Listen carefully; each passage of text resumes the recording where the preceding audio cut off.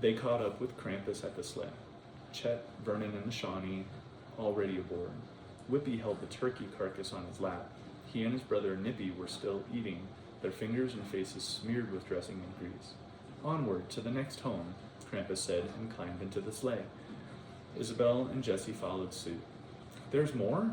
Vernon asked dryly. Oh, but will the fun ever end? Yes, more, many, many more. Tangnost and Tangrisny shall take us from one neighborhood to the next, but it is not my goal to hit every dwelling.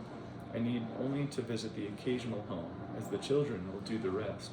It shall spread the tale from there, will dazzle other children with their prizes and stories, will make them believe, and so long as they believe, so long as I have followers, the Yule shall flourish. Spread. My place will be affirmed, and no god shall usurp my reign. Not ever again. He popped the reins and they took off, gliding down the middle of the street just above the car roofs, heading across town. They passed over a man sitting in his truck at a stop sign. The man watched them fly over, nodded at them, grinning the whole time, then drove on as nothing happened. A block later, a man and a woman leaned against a car. The man was trying to unlock the door, but seemed too intoxicated to get the key in the lock. They looked up as the sleigh flew past, hollered something unintelligible, and both of them promptly fell over. Jessie wondered how many of these late-night boozers would blame what had happened on the drink come morning. Not much further along, a woman in a car slammed on her brakes as they barreled past. She stuck her head out the window, eyes wide in wonderment. It was apparent from her shocked expression that she wasn't drunk, but maybe she wished she were.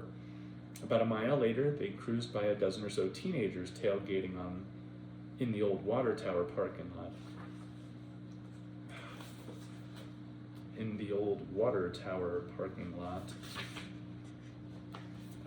Yuletide to one and all, Krampus yelled and waved. About half the kids managed a partial wave, mouths agape. The rest just stared, too stunned to do anything else. A flash went off and Jessie grinned. Wonder if their picture would be pasted over the internet come morning. They headed up Sipsey Ridge, along the edge of town. The houses were spread out, a bit more rural, small vegetable gardens and chicken pens popping up here and there. Krampus slowed down, peering up the long driveways. Hey, Chet said, it's my place. He pointed to a small cottage with pink asbestos siding, a wood cutout of a woman in bloomers bending over stood in a flower bed, while a white wicker rocker sat on the porch. You live in a pink house? Jessie laughed. Explains a lot. Guess that's why you're so partial to that fancy coat you're wearing. Hey, fuck you, it's my aunt's house. You live with your aunt? Jessie laughed harder. Kiss my ass, Jessie said and grabbed Jessie.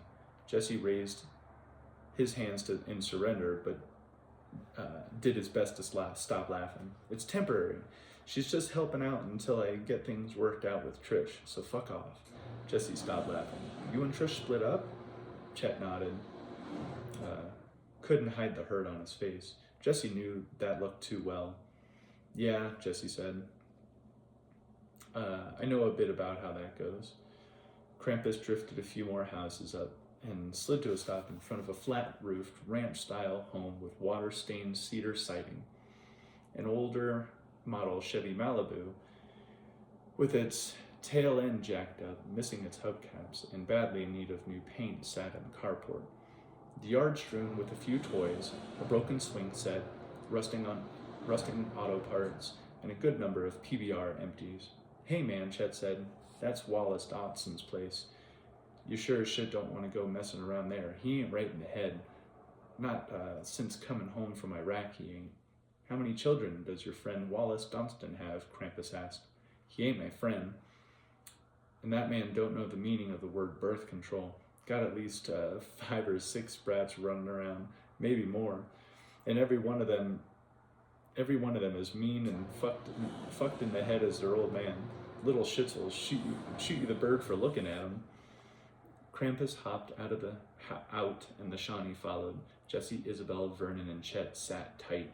A dog barked somewhere up the drive. Man, Chet said, I'm telling you, you're picking the wrong house. Old Wallace, that man, he likes guns. He likes shooting them, too. Just pick another house, why don't you? Come, Krampus said, all of you, now. They climbed out and followed Krampus up the drive. Jesse nudged Isabel. Look, he pointed to a hand-painted sign stuck in the front lawn. It read, no soliciting. This means you, asshole. Isabel shook her head. All the windows were dark. Jesse hoped the family was away for the holidays. Krampus stepped up to the porch, and the dog barked twice from the other side of the door. It sounded like a big dog. They could hear its claws clacking as it paced back and forth. Krampus raised his fist to knock. Stopped. Maybe a little prudence is in order, he whispered, a slightly different tact. Jesse, the key. Jesse handed him the key ring. Each of the skeleton keys were the old-fashioned variety, but the rest were smaller, more modern in design. Krampus picked one of these, tried to insert it into the lock. It wouldn't fit. Jesse just didn't understand how 6 keys were supposed to open every lock and key in the world. But after all he'd seen recently, he felt relatively optimistic. Krampus didn't disappoint. The second key slid in. He gave it a twist, and the bolt flipped over. Jesse had no idea if the sleeping sand worked on dogs or not, but dug a pinch from his breast pocket and held it at the ready. Krampus twisted the knob and pushed the door inward. The dog jumped out at them, and Jesse flicked the sand into his face. It was a basset hound, a real old basset hound. It looked at Jesse with big, sad eyes, wagged its tail, then collapsed. Everyone gave Jesse a hard look. What? They stepped over the sleeping dog and entered the foyer. Jesse and the cast of flickering voices and the cast of a flickering television. Voices and the cast of a flickering television. I was thinking cast like the cast of a show, but it's the flickering television. Television is casting a light. Voices and the cast of flickering television came from far down the end of the hall. Jesse smelled weed. Krampus crept toward the light, avoiding the clumps of dirty clothes. They stopped in the doorway into the living room. A pudgy man with about a week's worth of beard lay sprawled across the sofa, fast asleep. An ashtray full of butts balanced on his chest, an empty bottle of whiskey on the floor, and a large gray tabby resting on his lap. The cat opened its eyes and stared at them. The children, all 6 of them, were sitting on the floor in front of the television, their backs to them. They ranged in age from about 10 all the way down to a toddler in diapers. 2 girls and the rest of the boys, an enormous economy-sized bag of Cheetos sat between them, orange crumbs littering the grungy carpet. It's a Wonderful Life was playing, and Jimmy Stewart was trying to convince the fine residents of Bedford's Falls, not to pull all their money from the building and loan. His disarming manner and warm, sincere drawl holding the children spellbound. There was no Christmas tree in this house, no Christmas lights, or any sort of decorations other than the lone group of pine cones hanging over the fireplace. Jesse found no new toys or signs of any gifts. It appeared as though Christmas had pretty much passed these children by. Isabel touched Krampus's arm, pointed to the man. Krampus nodded and tiptoed over. The cat stretched, yawned, and began to purr. Isabel dropped a few sprinkles of sleeping sand into the man's face. His nose crinkled, but that was about it. Isabel shrugged. When she turned around, all 3 children were looking at her, 6 faces, smeared with orange crumbs. Isabel raised her hand. Hi. They watched her step back over to the hall. We should go and try to find their mom, Isabel whispered. She ain't here, Chet said. She run off about a year back.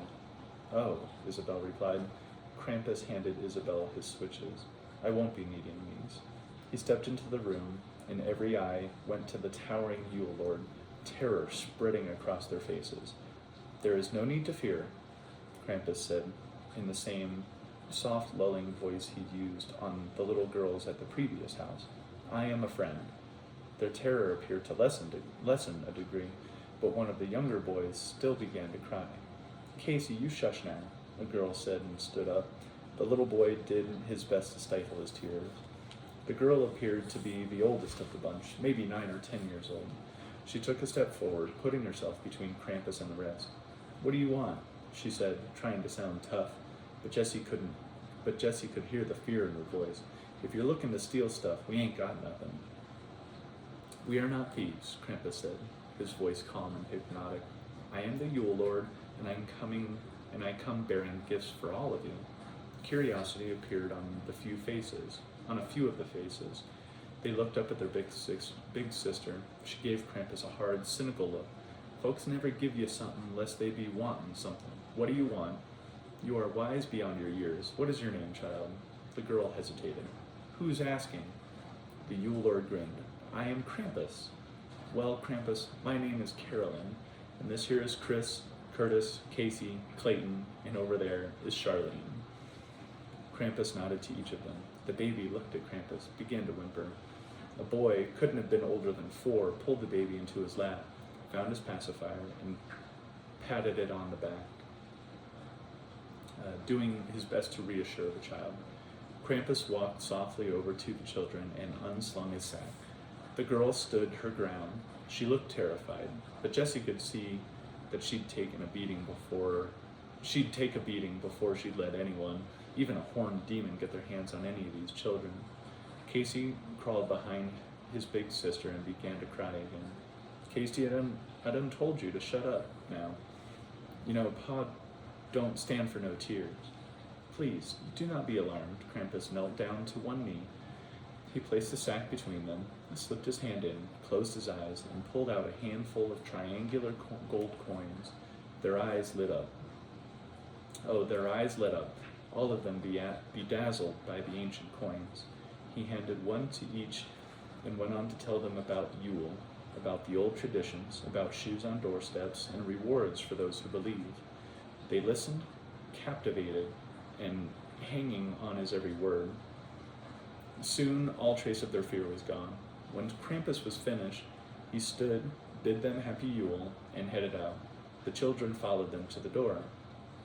"Hey," Jessie said to Carolyn, "be sure not to let your daddy see them coins." The girl nodded, as though she was way ahead of him. "Take them down to Dickerin Pond. Ask for Finn. He's out to treat you better than most." "Yeah," Chet put in. "You could tell him Chet Boggs said he better treat you square. Got that?"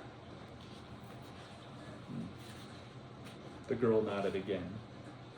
Jessie and Chet caught up with the rest of the Belsnickles in the sleigh. Krampus popped the reins, and the Yule goats leapt skyward. Jessie watched the children, their 6 small faces staring up at him in wonderment. Carolyn raised her arm and waved. All the children did. Jessie waved back. "Boy, I'm not reading too well today."